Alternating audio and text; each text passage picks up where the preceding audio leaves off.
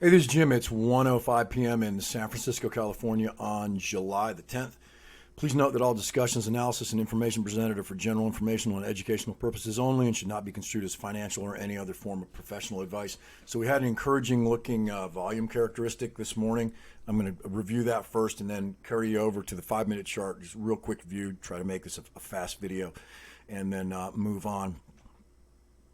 So backing up a little bit here just to reiterate the idea that off of this 12.307 million share green 60-minute bar,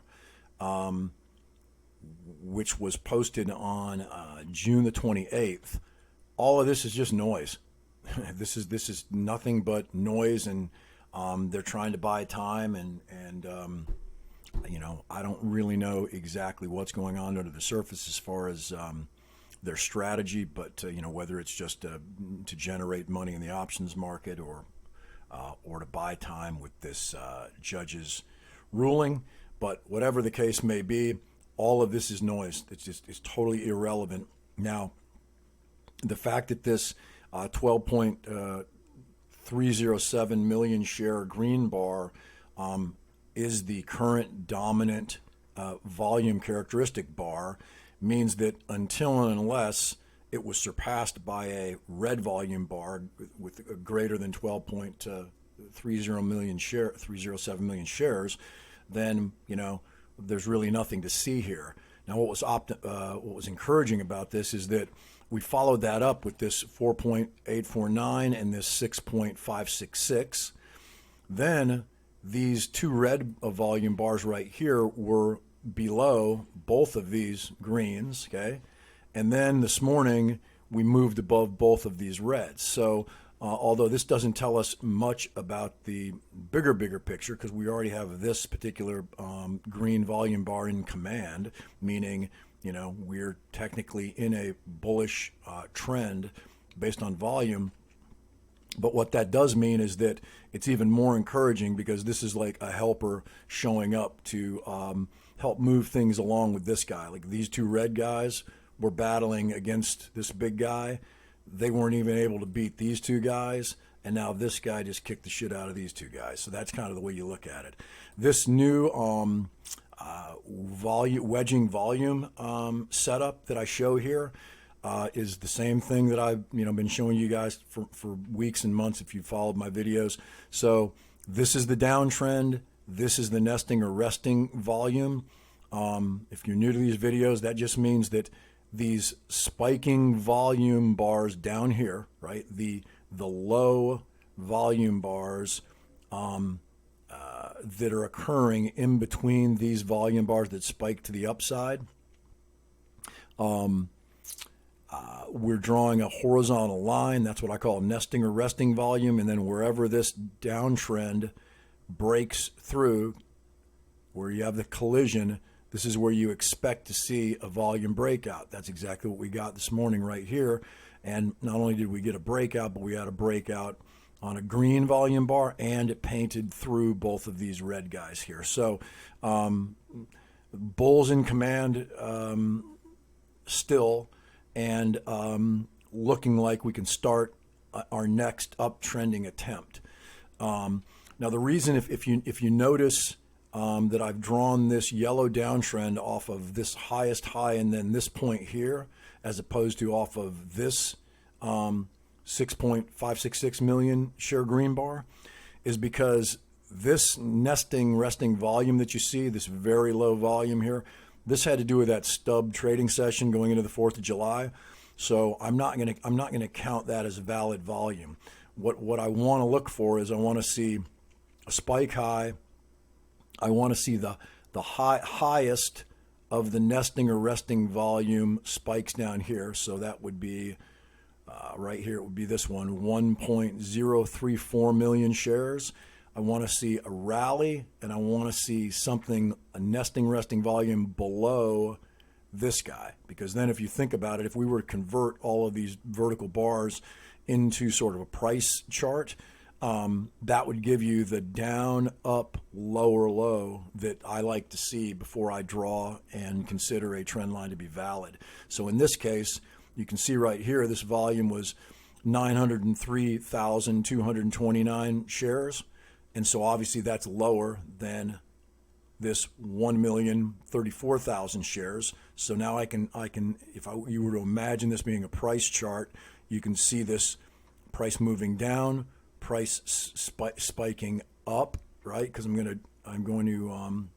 not going to pay attention to this stub session here going into 4th of July. So down, up, and then lower low on that 900,000 share bar. So again, that means this is a valid downtrend line. Then all I have to do is sort of look at where the nesting resting volume is sitting, snap my horizontal white line, and then at the point of collision where the downtrend collides through the nesting resting volume, that's where you start to pay close attention. While you're going through all the rest of this stuff, I'm off forecasting things, trading the futures market, whatever. Then I want to come back. I can set a time alarm or whatever, and I want to come back and I want to start to pay attention to what the volume looks like as this timing element's telling us it should be breaking out. So again, everything about this is looking really good so far.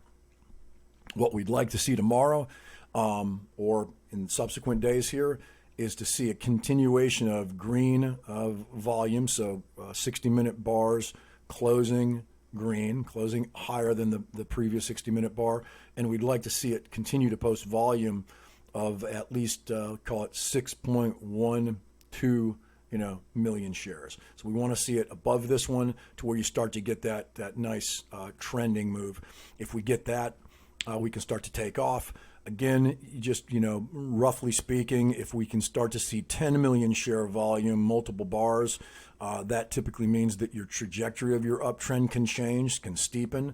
And then, of course, you guys know that I consider any 3 consecutive green 60-minute bar closes with 15 million shares or more of volume. I consider that to be ignition volume, equivalent of what we saw back in 2021.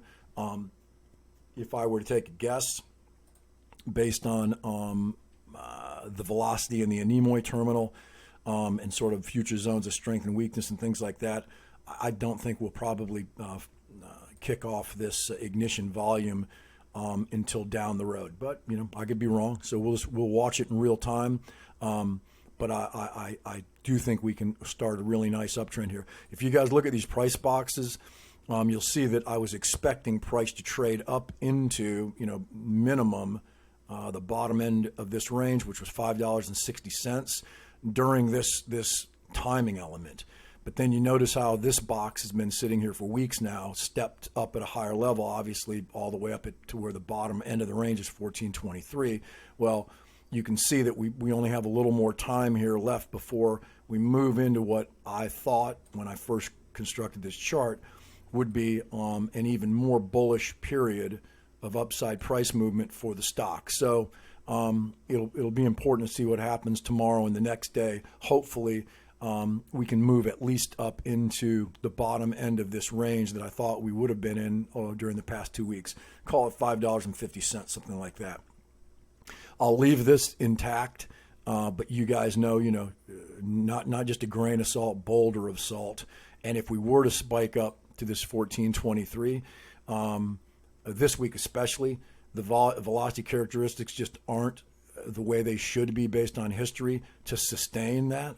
And what would most likely happen again is price would most likely be slammed right back down to $7 or $8 again before velocity can repair in the out weeks, and then eventually start to trend and move up into some of these levels. But for the time being, I'm going to leave that exactly as it was over the past 2 weeks.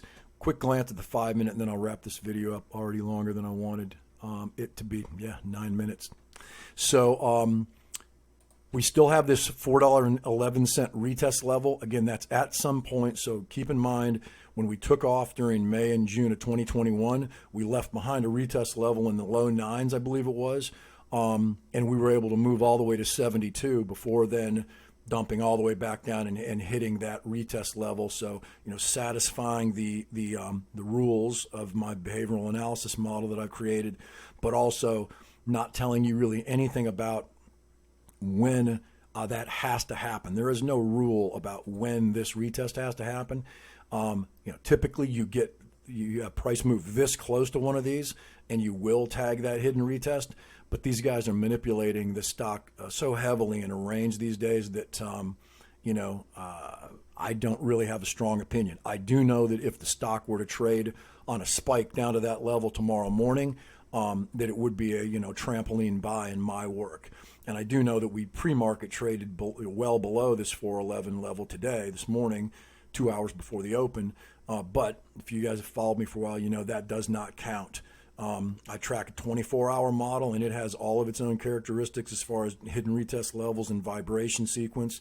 And then the cash day session model has a completely separate hidden retest levels and vibration sequence. And you can't cheat and use one to take care of the other. It doesn't work that way in my work, at least the way I approach markets. So that's it from my side, you guys. A close eye on those volume characteristics. Let's see if we can't start to make some upside progress and wrestle control back away from these guys. I mentioned today there's really nothing I can do other than point out what I'm pointing out in those videos that I'm showing you, where I'm showing time and sale and the tick. They're definitely cheating. They're definitely splitting orders up to make them drop underneath the volume minimum that allows them to just not post them on the tick chart. And again, if it's not posted on the tick chart, that means it's not part of the the price discovery that's building out any of your other time-based price bars. So right, for me, I follow 15-second price bars and 30-second price bars, and then 1 minute, 5 minute, and then up from there. So if it's obscured or hidden from the tick, it's not showing up in any of those other ones either. And so it's manipulation is what it is. Nothing we can do. Play the hand we're dealt and hope somebody out there is listening and watching and is going to step in and tell these guys that they can't do this at some point. That's it from my side. Good luck, you guys.